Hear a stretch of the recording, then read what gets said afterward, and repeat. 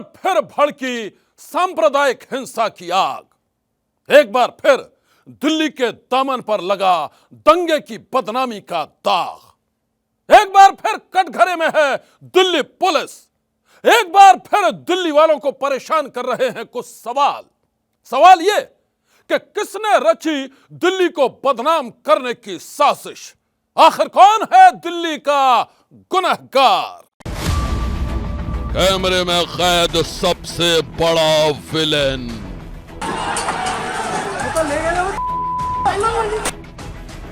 Police के पास एक video भी सामने आया है जिसमें एक लड़का जो है नीला कुर्ता पहने हुए हैं वो गोली चला रहे हैं। क्या ये आप ही का बेटा है ना? हाँ। क्या नाम है इसका? सोनू। पत्थरबाजों का लेडीज लश्कर।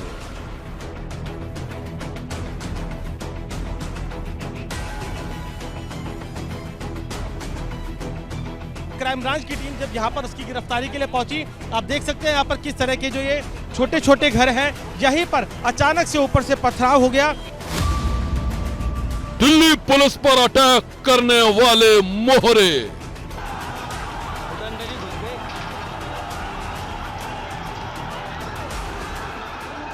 हर एंगल से इन्वेस्टिगेशन होगा। जहांगीरपुरी कांड की इनसाइड स्टोरी। ये देखो कर दिया था, वो देखो ये देखो वो देखो उसको मार रहा है, देखो ये देखो वो तोड़ रहा है, देखो भाई ये कहीं ना कहीं जिस तरीके से पत्थर डंडे और तलवारों का इस्तेमाल किया गया, पुलिस को लगता है सुनियोजित एक बड़ी कॉन्स्पिरेसी थी। और दंगा ब्रिगेड के गुनहगार। दिल्ली की दंगा ब्रिगेड के गुनहगारों को सरगर्मी से तलाश कर रही है पुलिस। पिछले 50 घंटों के दौरान हुए पुलिस के ताबड़तोड़ एक्शन ने कई गुनहगारों को गिरफ्तार किया है। गिरफ्तारी के बाद पुलिस ने जब उनकी जुबान खुलवाई तो कई ऐसे खुलासे हुए हैं जिनकी कहानी ने सारे शहर में फैला दी सनसनी।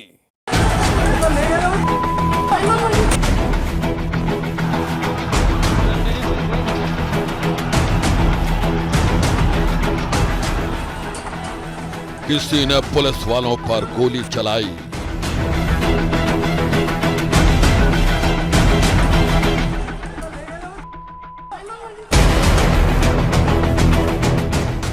किसी ने फिल्मी अंदाज में धौंस दिखाई, किसी ने भीड़ में खुलेआम लाठियां और तलवार लहराई।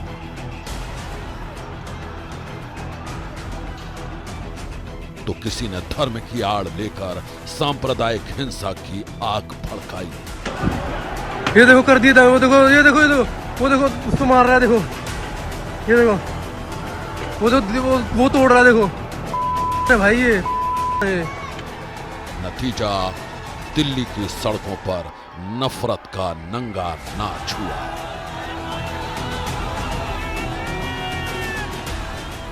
उन्मादी भीड़ में शामिल लोगों ने एक दूसरे पर जमकर पत्थर बरसाए।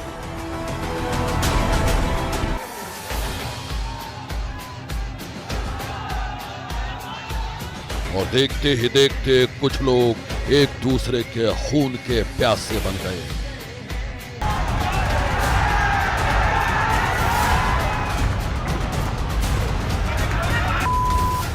दिल्ली के जहांगीरपुरी में भड़की सांप्रदायिक हिंसा की आग ने पूरे इलाके की शांति और भाईचारे को पूरी तरह झुलसा दिया है।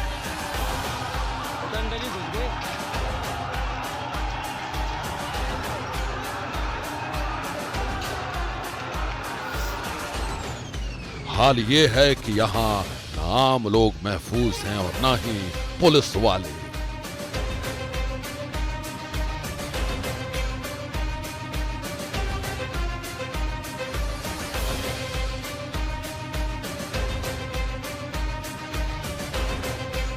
जब पुलिस आ गई तो यहाँ गली में महिलाएं और बच्चे उतर आए, तो थोड़ी देर के लिए 15-20 मिनट के लिए काफी तनावपूर्ण स्थिति हो गई थी।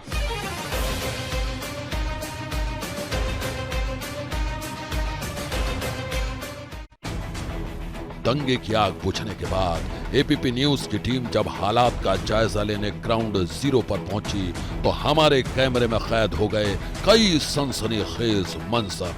क्या लगता है कि गली के लोगों ने पहले से प्लानिंग करी थी, उन्हें अंदाजा था कि एक आरोपी का घर जो है इसी गली के अंदर और पुलिस आएगी और उसी को लेकर उन्होंने तैयारी की हुई थी और ये पथराव किया? देखिए, बड़ी अजीब स्थिति है कि यहाँ पे पुलिस बल जाता है, कोई खौफ नहीं है, में इतना भारी फोर्स तैनात है, बावजूद उसके कैसे किसी की हिम्मत हो सकती है? यानी कि आप सिस्टम को खुलेआम चैलेंज कर रहे हैं, सिस्टम को आप कह रहे हैं कि आइए आप हमसे नहीं जीत सकते।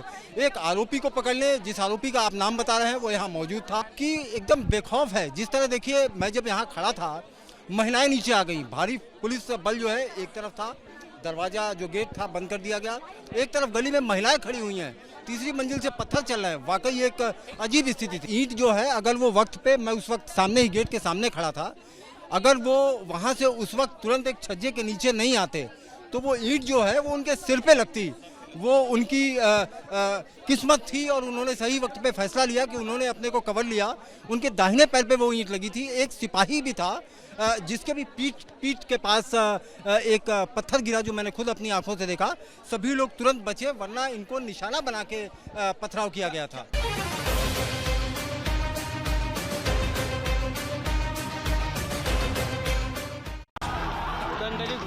दिल्ली के जहांगीरपुरी में करीब 50 घंटे पहले यानी 16 अप्रैल की शाम को हिंसा भड़की थी।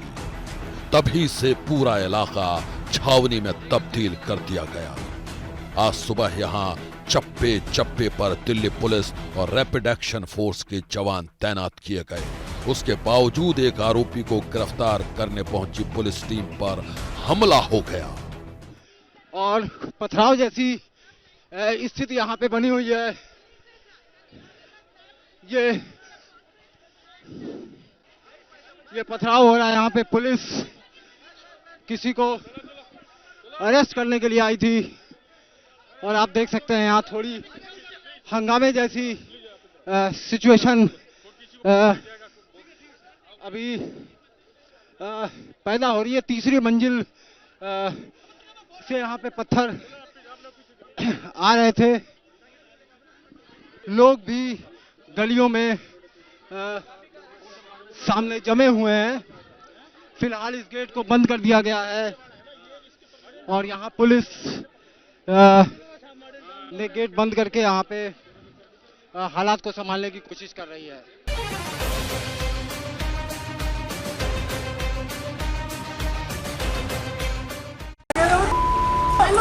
आगे बढ़ने से पहले हम आपको बता दें कि दिल्ली पुलिस की टीम पर हुए हमले का ताल्लुक है नीले कुर्ते वाले इस शख्स के साथ।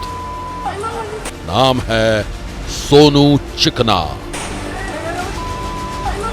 जिस वक्त जहांगीरपुरी में हिंसा भड़की तब सोनू चिकना पिस्तौल से फायरिंग करते हुए कैमरे में कैद हुआ था। पिस्तौल के साथ उसका ये वीडियो सोशल मीडिया पर खूब वायरल हो रहा है। जहांगीरपुरी हिंसाकांड की जांच के दौरान दिल्ली पुलिस की क्राइम ब्रांच की टीम सोनू चिकना को ढूंढते हुए उसके घर तक पहुंची थी। उसी दौरान इस इलाके की महिलाओं ने ढाल बनकर पुलिस का रास्ता रोक लिया। इतना ही नहीं, सोनू चिकना को गिरफ्तारी से बचाने के लिए पुलिस की टीम पर पत्थरों से हमला किया गया। बड़े बड़े बदमाशों के टाइम में हमने देखा है जब छापेमारी के लिए जाए तो महिलाएं आगे आ जाती है जिससे बैकफुट पर हो जाए पुलिस। जी बिल्कुल, उनका मकसद साफ होता है कि किसी तरह जिस आरोपी को पकड़ने गए हैं उसको इतना मौका दिया जाए कि वो वहां से भाग जाए। ये एक तरह का ऑब्स्टेकल इसको बोलते हैं कि मॉब जो है वो ऑब्स्टेकल पैदा करता है ताकि कुछ देर के लिए पुलिस का जो ध्यान है वो बढ़ जाए और उस ध्यान के बचने की आड़ में वो जिसको पकड़ने आए हैं वो वहाँ से उसको सेफ पैसे दिया जा सके, उसको वहाँ से हटाया जा सके। ये जो अभी हुआ वो भी इसी तरह की कोशिश थी। ये उस सोनू को बचाने की एक कवायद थी कि कुछ देर के लिए ऑब्स्टेकल पैदा किया जाए, उतना टाइम इस क्रिमिनल को मिले और ये क्रिमिनल एक सेफ पैसेज, क्योंकि ये तंग गलियां हैं। पुलिस इन गलियों की ज्योग्राफी के बारे में उतनी ज़्यादा नहीं पता पुलिस को, लेकिन यहाँ के रहने वाले लोगों को यहाँ की हर चीज़ पता है। पत्थरबाज महिलाओं को ढाल बनाकर आरोपी सोनू चिकना सोमवार की सुबह एक बार तो पुलिस को चकमा देने में कामयाब हो गया था, लेकिन पुलिस ने उसके गिरफ्तारी के लिए जबरदस्त घेरेबंदी कर दी।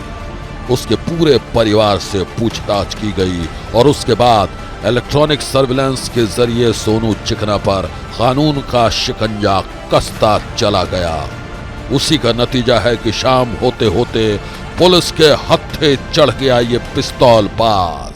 सोनू जो कि इस जहांगीरपुरी दंगे में मुख्य आरोपी की तस्वीरें हम इसमें आपको तस्वीरों के जरिए दिखा रहे हैं, जिसे जहांगीरपुरी थाने ले जाया जा रहा है। एक वीडियो जो आपने बीते दिन नीले कुर्ते में एक व्यक्ति का देखा था, जहां पर राइड्स के दौरान गोली चलाते हुए नजर आ रहा था। उस व्यक्ति को इस वक्त पुलिस जो है वो जहांगीरपुरी थाने लेकर जा रही है और इस वक्त आप देखेंगे तस्वीरों में आपको सोनू नजर आएगा। सोनू उर्फ यूसुफ भी जिसका नाम है, उसको आप तस्वीरों के जरिए देख सकते हैं। अंदर ले जाया जा रहा है। पुलिस की स्पेशल टीम ने आज उसको पकड़ा है। सोशल मीडिया पर लगातार नीले कुर्ते पहने इनकी तस्वीर जो है वो वायरल हो रही थी, जहां पर ये खुले में लगातार गोली चलाते हुए नजर आ रहे थे। तो भारी पुलिस बल के साथ, स्पेशल टीम के साथ सोनू को फिलहाल जहांगीरपुरी थाने लाया गया है।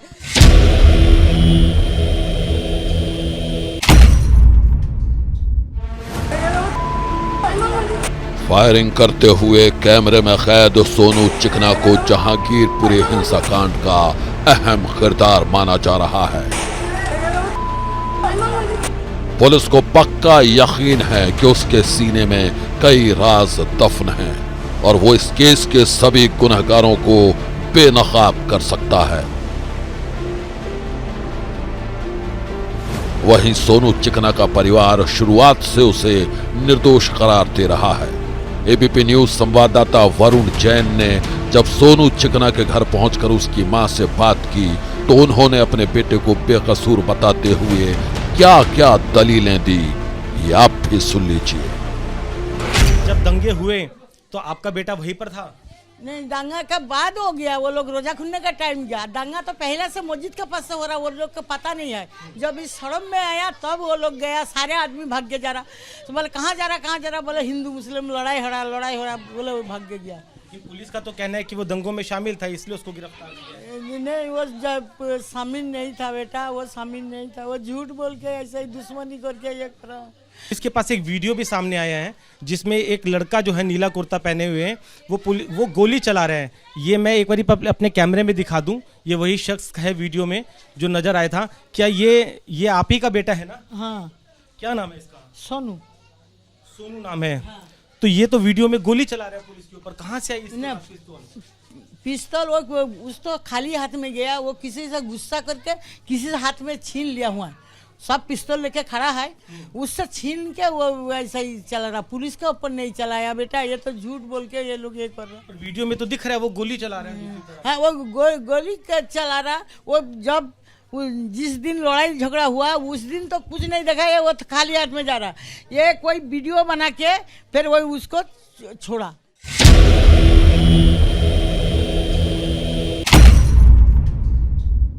दिल्ली को हिंसा की आग में झोंकने वाले कई किरदार बेनकाब हो चुके हैं। हर किरदार की अपनी एक कहानी है, हर किरदार का दागदार अतीत है। आप भी देखिए, हिंसा भड़काने के आरोप में गिरफ्तार एक शख्स कैमरा देखते ही कैसे बेशर्मी पर उतर आया। जहांगीरपुरी हिंसा के दौरान फायरिंग करने वाले सोनू चिकना के बाद अब हम आपको इस केस के एक और आरोपी से मिलवाते हैं। कैमरे के सामने पुष्पा स्टाइल में धौंस दिखा रहे अंसार को दिल्ली पुलिस जहांगीरपुरी हिंसाकांड का मुख्य आरोपी मान रही है। हद तो तब हो गई जब उसने कैमरे के सामने मुंह खोला तो खुलकर अपनी बेशर्मी और अकड़ का इजहार किया। मैं कसूरवार हूं, छोड़ दो। अच्छा, अंसार क्या साजिश की थी पुलिस ने? याद रखिए। अंसार मैं कसूरवार हूं।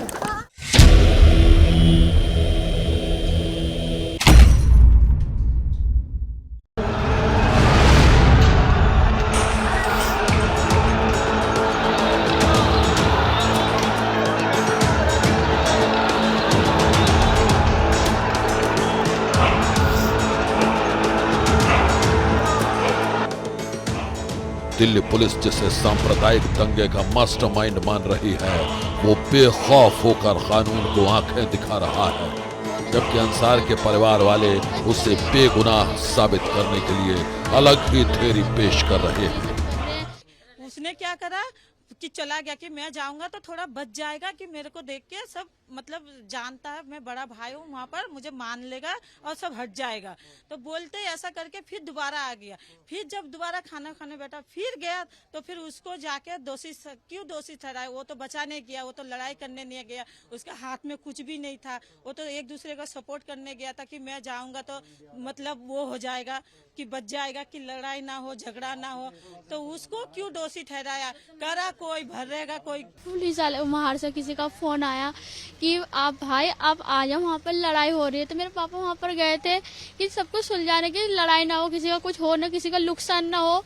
मेरे पापा इसलिए गए थे और सबने क्या बोला कि यहाँ पर भाई यहाँ पर लड़ाई कर रहे हैं, यहाँ पर ये सब कर रहे हैं, तलवार उनके हाथ में। मतलब बहुत उल्टा सीधा पापा को बहुत आपके पास आपके पापा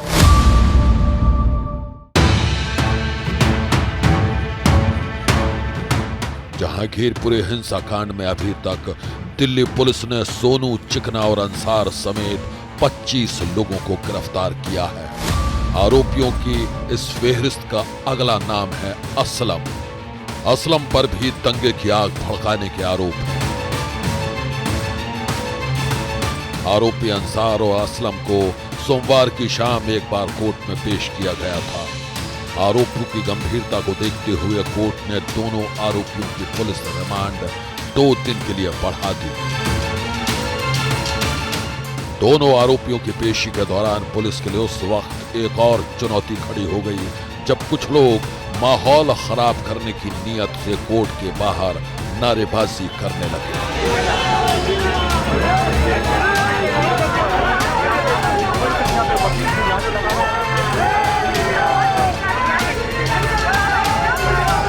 हम आपको बता दें कि अभी तक की तफ्तीश के दौरान कुछ ऐसे लोग भी गिरफ्तार किए गए हैं जो हिंसा कांड के दौरान तलवार लहराते हुए कैमरे में कैद हुए थे।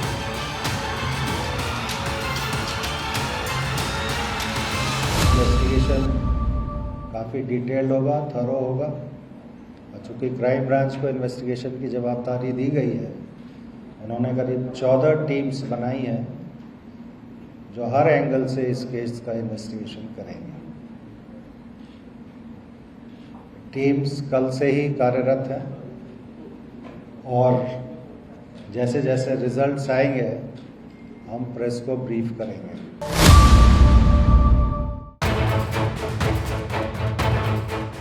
दिल्ली पुलिस के आला अधिकारियों ने दावा किया है कि इस बात से कोई फर्क नहीं पड़ता है कि आरोपी का धर्म या उसकी जात क्या है। पुलिस निष्पक्षता के साथ सभी आरोपियों के खिलाफ पुख्ता सबूत जुटा रही है ताकि उन्हें सख्त से सख्त सजा दिलाई जा सके। जहांगीरपुरी हिंसाकांड के बाद पुलिस पर चारों तरफ से सवाल उठ रहे हैं। यहां तक कि जिस शोभा यात्रा के दौरान हिंसा हुई उसकी मंजूरी को लेकर भी पुलिस की अलग अलग कहानियां सामने आ रही हैं। मैं आपको बता दूं कि दिल्ली पुलिस ने जहांगीरपुरी हिंसा केस में एक और एफआईआर दर्ज की है। इस दूसरी एफआईआर में दिल्ली के वीएचपी नेता प्रेम शर्मा को आरोपी बनाया गया है और प्रेम शर्मा की गिरफ्तारी पर बना हुआ है सस्पेंस।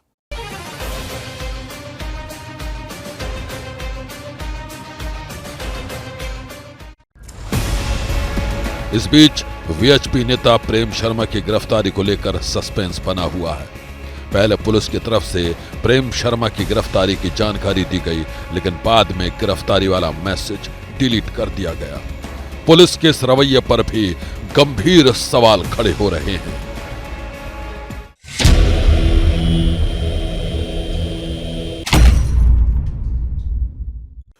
दिल्ली पुलिस का आरोप है कि प्रेम शर्मा ने शनिवार को बिना इजाजत हनुमान जन्मोत्सव की शोभा यात्रा निकाली थी। वहीं प्रेम शर्मा की दलील है कि शोभा यात्रा के लिए बाकायदा पुलिस को चिट्ठी लिखी गई थी, लेकिन दिल्ली पुलिस ने दावा किया है कि शोभा यात्रा की अर्जी को नामंजूर कर दिया गया था। अब सवाल यह है कि अगर अर्जी नामंजूर हो गई थी तो फिर शोभा यात्रा के लिए पुलिस पुख्ता सुरक्षा इंतजामों के दावे क्यों कर रही है? ऐसा कैसे हो सकता है कि दिल्ली पुलिस ने शोभा यात्रा को मंजूरी भी नहीं दी और शोभा यात्रा के दौरान पुलिस को तैनात भी कर दिया? ऐसे तमाम सवालों के जवाब देने से बच नहीं सकते हैं दिल्ली पुलिस के आला अधिकारी। आज की सनसनी में बस इतना ही।